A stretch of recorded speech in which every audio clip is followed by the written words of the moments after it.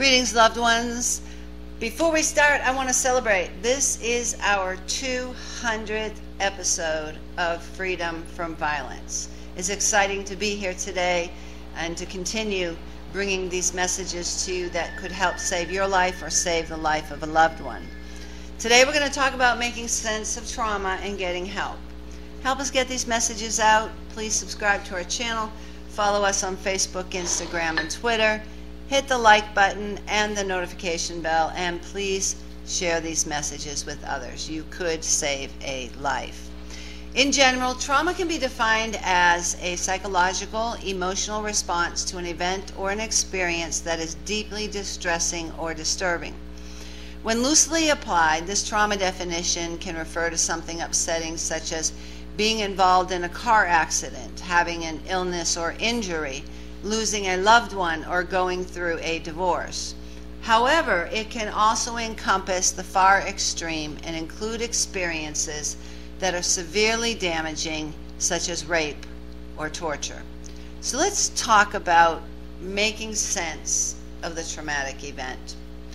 Once the distressing event is over, you might find yourself trying to make sense of the event. Why did this happen? Things like that. It can include thinking about how and why it happened. How and why were you involved? And why do you feel the way that you do? And whether feelings you now have reflect on what kind of person you are. Whether the experience has changed your view on life and how.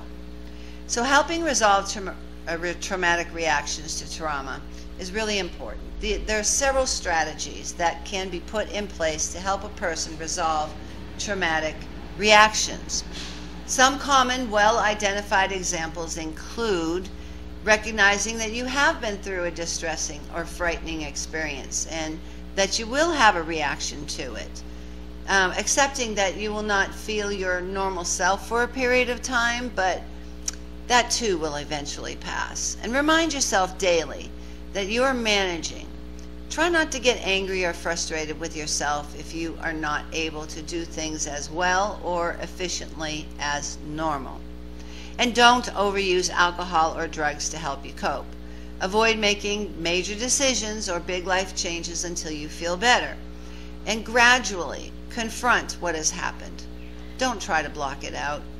Don't bottle up your feelings. Talk to someone who can support and understand you. And try to keep to your normal routine and stay busy.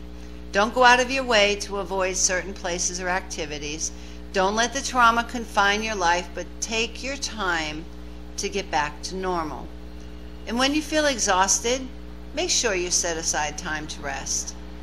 Also, make time for regular exercise. It helps cleanse your body and mind of tension. And help your family and friends to help you by telling them what you need, such as time out or someone to talk to. And relax. Use relaxing techniques such as yoga. I use yoga. I love yoga. It's amazing. Use breathing or meditation, or do things you enjoy, such as listening to music or gardening. And that's where you usually find me when I'm stressed, in the garden with my fingers in the dirt. You can express your feelings as they arise. Talk to somebody about your feelings, or you can write them down in a journal. And when trauma brings up memories or feelings, try to confront them, think about them, and then put them aside. If it brings up other past memories, try to keep them separate from the current problem and deal with them separately. There is a healing and recovery process after trauma.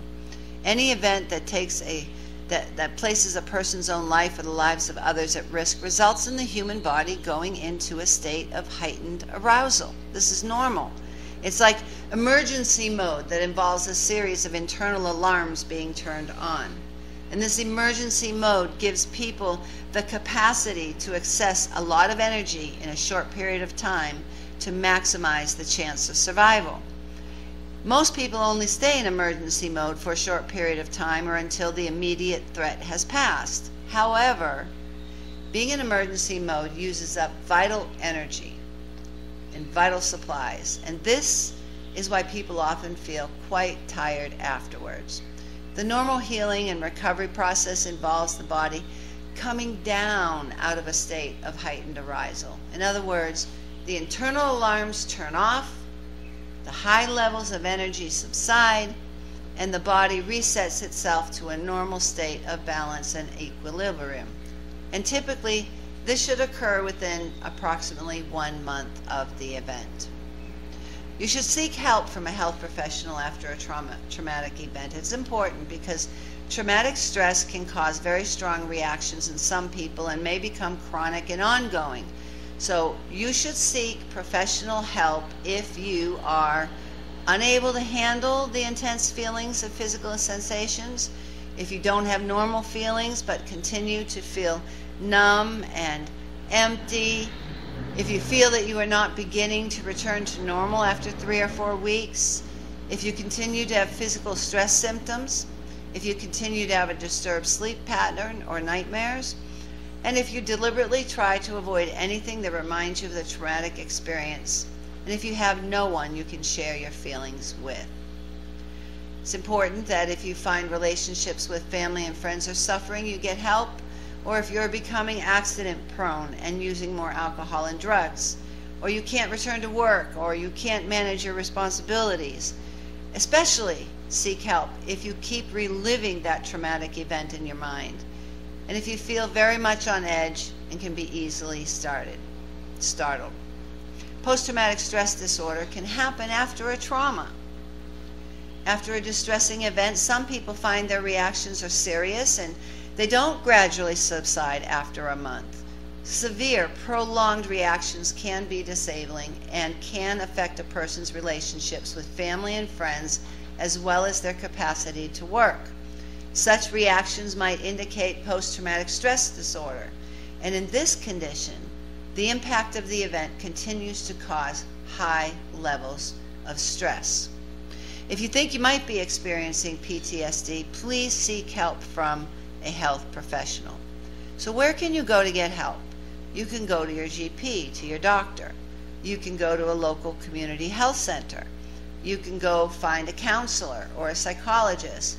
And maybe there's pastoral care at your church. The question is not if you'll encounter a victim of violence or trauma. The question before God is, what will you do when you do encounter them? You could be the person who saves a life. You are called, we are all called to be champions for justice. Those who suffer violence and trauma need to know that those who love them and those who don't even know them will reach out to them to give them the help and the courage they need before it is too late. If you're a victim of violence, please listen to me. You are valued, you are loved, you are intelligent, and yes, you are worthy. God does not want you to suffer violence or trauma.